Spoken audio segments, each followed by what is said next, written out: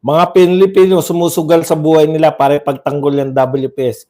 Sasabihin mo katang-isip.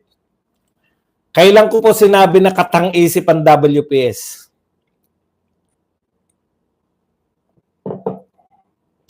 Alam nyo kayo mga loyalista? Ang napupuna ko lang sa inyo, masyado kayong patawa. Gumagawa kayo ng mga issues na wala namang katuturan. Ginagawa nyo pro-China, pro-Pilipinas yung eleksyon. Wala na kayo kasing maibato sa mga Duterte, kaya pro-China naman. Nakakaawa naman kayo. wala kayo may pagmalaki. Wala kayo may pagmalaki na proyekto ni BBM, kaya panay banat lang sa Duterte. Nung binanatan yung mga Duterte, baliktad yung nagaganap. Matataas kayo nung una. Pasok halos lahat. Kababanat nyo sa Duterte, pinakulong nyo pa yung tatay, pabagsak yung mga rating nyo. Lahat ng kandidato nyo, pabagsak yung rating. Lahat ng kandidato ni Duterte, sa mga survey nyo na yan, paakyat. Ngayon, dahil hindi umuubra, change tactic kayo. Ipapaliwanag ko sa inyo kung ano yung ginagawa ng mga amo nyo. Kayong mga loyalista, ipapaliwanag ko sa inyo yung ginagawa sa inyo. Hindi nyo masiraan yung Duterte dahil mahal ng tao yung mga Duterte, change tactic kayo ngayon. Huwag iboto ang mga pro-China. Pro-China. Huwag iboto ang mga pro-China. Akala nyo ngayon, pro-China lahat ng mga Duterte. Nakakatawa kayo kasi sunod-sunuran kayo sa mga amo nyo. Pro-China, pro-China, pro-China. Pinakulong nyo si Duterte, may nalalaman pa kayong pro-China. Kayo ba pro-Pilipinas? Bakit pinakulong nyo si Duterte sa Netherlands? Pro-Pilipinas pala kayo. Sige nga, yung kami, bintang nyo sa amin na pro-China, haka-haka nyo lang. Kailan ako naglabas ng China na Kailan ako naglabas ng China na mga pro-China na mga propaganda? Never. Pero kayo, sasabihin ko sa inyo, kayo, tuwan-tuwa kayo na pinadala ni Marcos, pinahuli ni Marcos, si Tatay Digong, dinala sa Netherlands. Yun na nakakahiya. Nagtataka kayo, bakit walang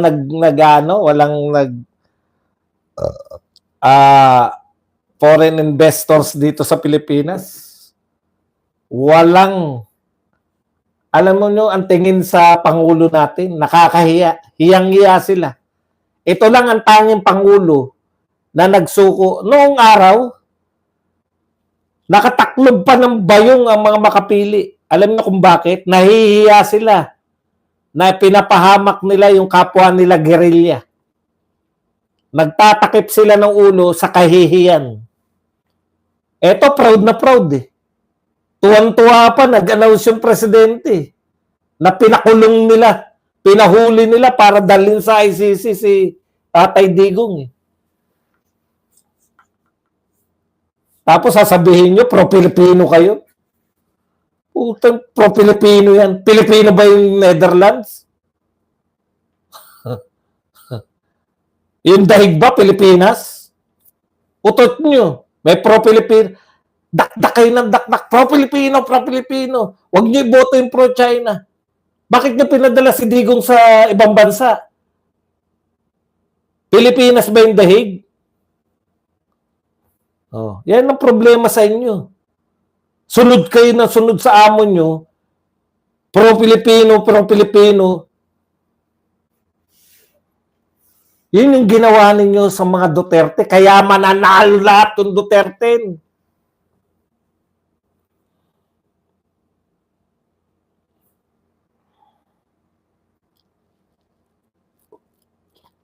Alam niyo ba? Tama yan. Sa mga black community sa Amerika,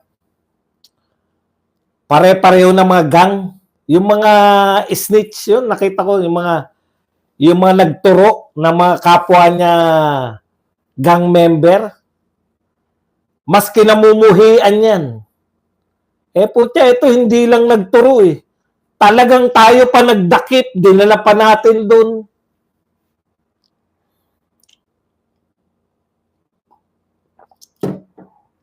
Tapos sasabihin nyo, yung buboto kay Bongo, si Bongo lang iboboto, tapos panay loyalista na.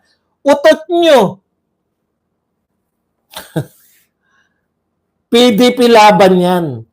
Ang Bongo vote, ang boto ni Bongo ay boto ng Duterte. Ang boto ng Duterte ay straight Duterte plus 2. Proud na proud kayo? Tanungin mo naman sila, ano ba kina-proud ninyo? Magbigay kayo ng proyekto. Hindi, si Tatay Digong may kasalanan na. Si Tatay Digong, Duterte may kasalanan. May problema, Duterte yan. Duterte yan. Bumagsak yung tulay ngayon. Kailan binuksan? Ngayon, panahon ni BBM. Bumagsak. Duterte may kasalanan yan. Hindi pa pwede si BBM may kasalanan yan.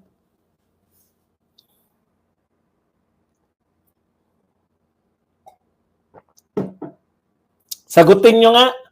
Pro-Pilipinas ba yung tinatapon nyo yung dating presidente sa ibang bansa? Ngayon lang ako nakakita ng pro-Pilipinas na pinahuli yung sarili niya. Alam nyo, kahit po yung mga di ba yung mga asset, di ba may mga asset yung police, mga dorogista? Sila po unang at normal lang po, asset kasi yan. Bakit pinatumbayan? Asset kasi yan. Di po ako galit sa mga asset kasi ano nga sila ng buhay nila. Pero alam nyo, mas katanggap-tanggap yun kasi walang puwang sa dugong, walang puwang sa kulturang Pilipino yung traidor.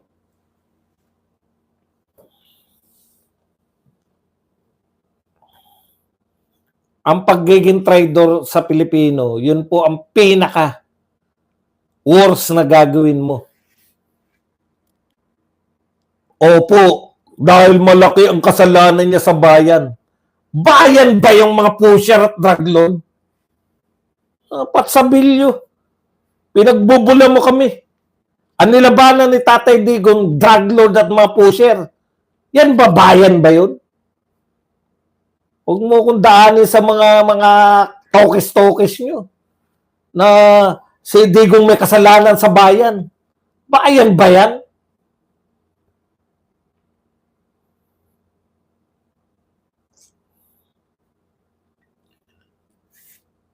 Sige nga, paliwanag mo nga kung bakit naging tax sa bayan, sa bayan si yung mga drug lord pro ano ba yan mga sa bagay?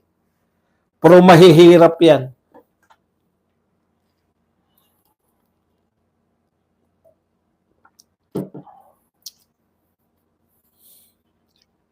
Ikaw naman, Patsabilyo, ang dali mo utuin eh.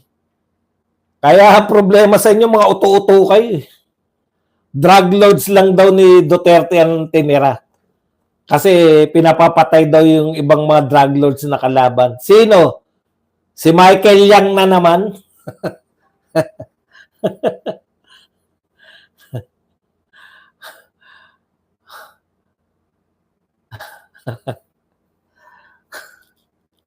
Uto-uto ako. Ako tatapatin na kita, Frankie the Goat. No? Hindi, ako, Duterte na ako bago ako naging vlogger. Bilib ako sa mama eh. Pero tuwan-tuwa ako kasi kumikita ako sa pagtatanggol ko kay Duterte. O tapatin niyo naman ako, kumikita ba kayo sa pagtatanggol niyo kay BBM? Dalawa lang yan. Kung kumikita kayo, congratulations. Pinatunayan nyo lang na nagbabayad talaga ng mga trolls. Kung hindi naman kayo kumikita dyan, bakit kayo nagtsatsaga sa akin? Hindi naman ako loyalista. Bakit nyo ko pinagtsatsagaan kung galit na galit kayo sa akin? O tapatin nyo ako, isang tanong, isang sagot. Bakit kayo nagtsatsaga dito? Hindi naman ako loyalista. Magkaiba naman tayo ng pananaw. Sige nga, pinipilit nyo lang sarili nyo. Pinipilit nyo lang sarili nyo. Oy, hindi masama ang kumita sa YouTube. Ang YouTube kaya yan, Umaasa yung YouTube sa mga YouTuber na kumikita. Sabihin nyo nga,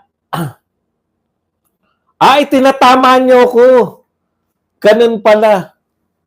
Kaya daw sila pumapasok dito, itinatama pala nila ako. Ano ang mali sa sinabi ko? Galing nyo mag-analyze, Boss Badong. Kape muna tayo. Thank you very much, Yuan. Itinatama pala nila ako. Supervisor ko ba kayo? Fact checker ba kayo? Ano ba mali sa mga facts ko? Bakit mo tinatama? Sige nga, magbigay ka nga ng facts ko na mali. Kasi kung sasabihin mo tinatama mo opinion ko,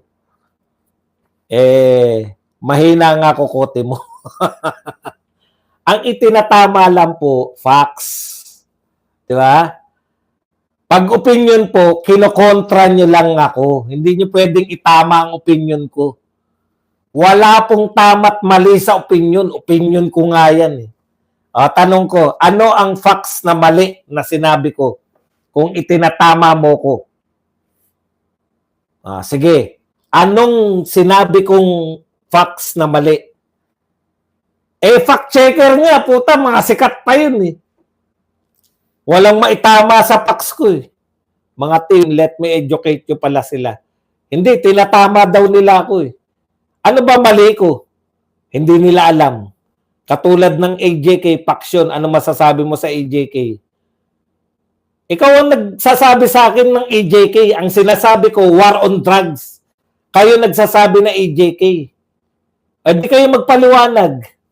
Bakit mo sasabihin, may sinabi ba akong AJK ang ginawa ni Duterte?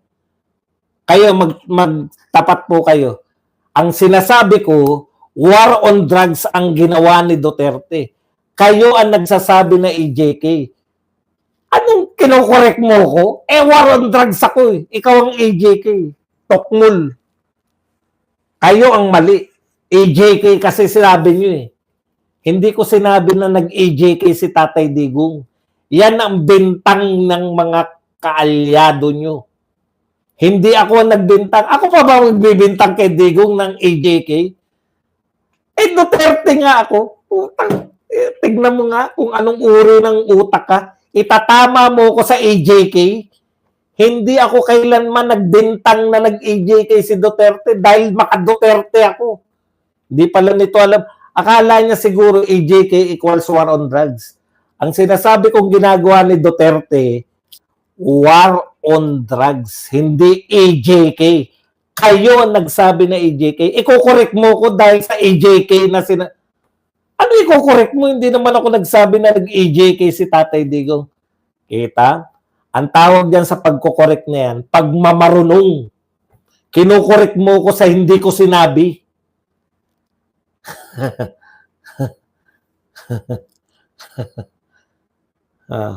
Ano pa? Kino-correct mo ko. Sige, ano pang correction mo sa akin? Mali yun, sablay, di ba?